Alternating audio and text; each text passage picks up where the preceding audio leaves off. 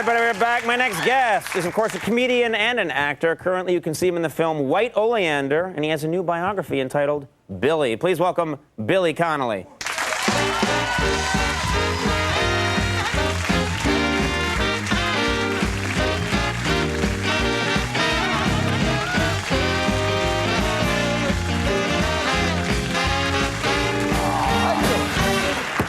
I was just watching him in Mexico the other night, and that Nurse Betty thing. Oh, yeah. You're very good. Thank you. Thanks. I thought you just... This is going to be just fine. Yeah. I thought you were just saying that. I was just watching you in Mexico. No, I was in Mexico and I was watching him. You know, on TV, it was you know, they said they had CNN, but they didn't. They just had movies all the time. And I wanted to see some news, and I said, just watch movies, and he was one of them. It was great. Did I have a good Spanish dubber? You were fantastic. Thank you. You were unbelievable. I've always wanted to be dubbed on this show to have a more masculine voice. It would still be in English, but just a sort of a more macho voice on this show. I've got a kind of Jesse voice as well. My voice is too high. Right. Yeah, wouldn't you prefer to have, like, I mean, you know, how much would it cost the network to give me, we tape a show, you know, these aren't live, sorry everybody, and then I got other things to do at 12:30, and then give me like a deep kind of sexy voice. One of those, who was that big fat guy? Oh, didn't he just die? Well, this will be a fun story, won't it? No, he was that big fat black guy. He's like, oh, baby. Oh, that's Barry White. Aye. He didn't die. He didn't die, no. What are you doing? He's alive. Barry White, wait a minute. Ladies and gentlemen, Barry White is fine. You can't just start saying, I think someone died. Dear Barry, I'm really sorry. I thought you were dead, man. He's going to be No, there's nothing wrong with being dead. It's all right, baby. Being dead's okay. Yeah. Some people have sex with dead people. All right, I don't know being dead is not the end of everything. That's true. Yeah, you can get laid. Okay, I've never needed to change a conversational topic more than right now. Bob Crane knows about this. Let's get back to talking about Bob Crane's murder. A lighter topic. What's going on tonight? Having sex with Barry White when he's dead. All right. Barry White is fine. I repeat, Barry White is fine. This is going to have to be denied on all the major news networks. How not to get asked back on television? No, you'll be back. No, I'm okay. I'm sorry, I wouldn't do that to you. Now, first of all, you must feel at home, because today in New York City, it is miserable outside. It's very Scottish weather out there. It's fabulous. It's like Scotland or Ireland. They didn't get green by mistake. It's just... You know, it's just pelts down and it makes your skin lovely, and you have a bad hair day every day of your life, so it doesn't bother you very much, and you get yourself a sexy raincoat and get on with it. So, that's true. I had a campaign that didn't work very well, but I wanted the weather people in Britain to stop calling it bad weather. You know, because if it rains every day and they say it's bad weather, well, you're going to be seriously pissed off most of your life. Exactly. Right. Well, sorry, folks, another crap day. And as you set off to earn your living, another crappy day. So I like rain. I taught my children to like it. They were brought up in Los Angeles, really. And I taught them how to take their shoes and socks off and walk around in it. Get some good clothes. The fishermen in Scotland always say, there's no such thing as bad weather, there's only the wrong clothes.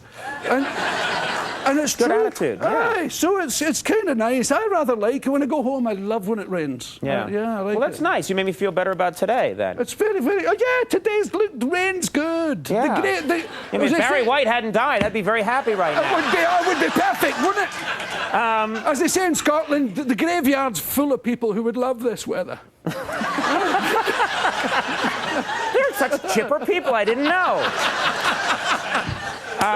They're a jolly bunch. They're a jolly bunch. In the book, you mentioned, this has to do with rain, or water, actually, that you mentioned in this book, which tells your life story, that you used to love to give people electric shocks in the rain. Yes. Because you worked at a shipyard. Tell us the story. Yes, I was a welder.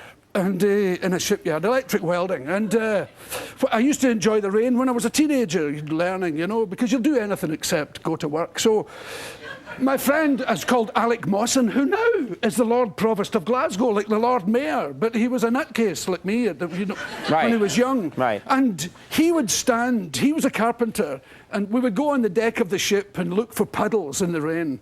There'd be a big puddle, I'd go, right. So I would go underneath the deck with my welding equipment and go directly underneath the puddle and sit with my welding equipment, and he would be up above with a piece of metal, and he'd wait until someone walked through the puddle and go on the floor, and I would go like so. The guy would go. The guy was. That's insane! You can't do that to people. We could have killed him. Leap into the air, and so people would just leap. And it was the funniest thing you have ever see, because awfulness can be really funny. Right.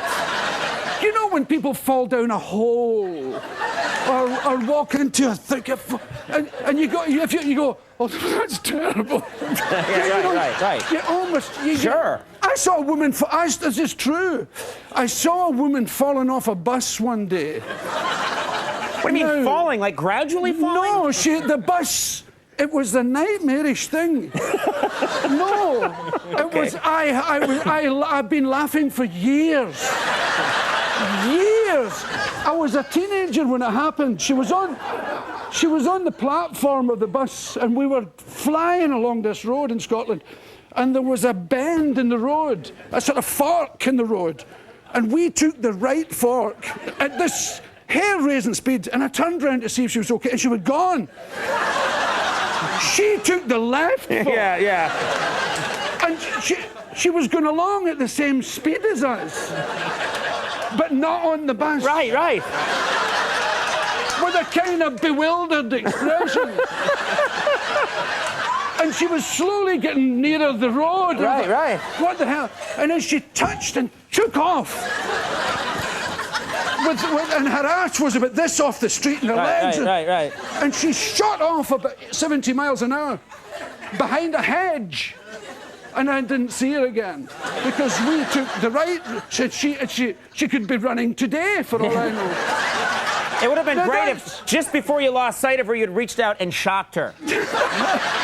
One of the last things she expected. I'll get her. But these things are good. They're very, very good for you. No, they're not. They're good for you. It's not good for the woman. That's what I mean. As the observer. For you. Yeah, it's good for you. Yeah. Yes. It's fun. It's like if it's like these video shows and people are bungee jumping and the head hits something. You think, Serge, you're right. Yeah. It makes it kind of worthwhile. If they go boing, boring, splat, yes. That's true. You know, in 9 years, you're the meanest man I've ever met. And I love it. I'm going to open a petting zoo in Germany. I had that coming. You're going to take that joke back to Scotland. I know you are. Would you like to You just got in my rage cage, Connolly. Would you like to strangle the lambs? The book Billy is in bookstores now. White Oleander is now in theaters. We always need like 50 minutes for you, and we never have it. I hope you come back soon. I'd love to. Thank you very much. You're a good man. Billy Connolly, everybody. We'll be right back with Mike Lupica. Stick around. We shouldn't have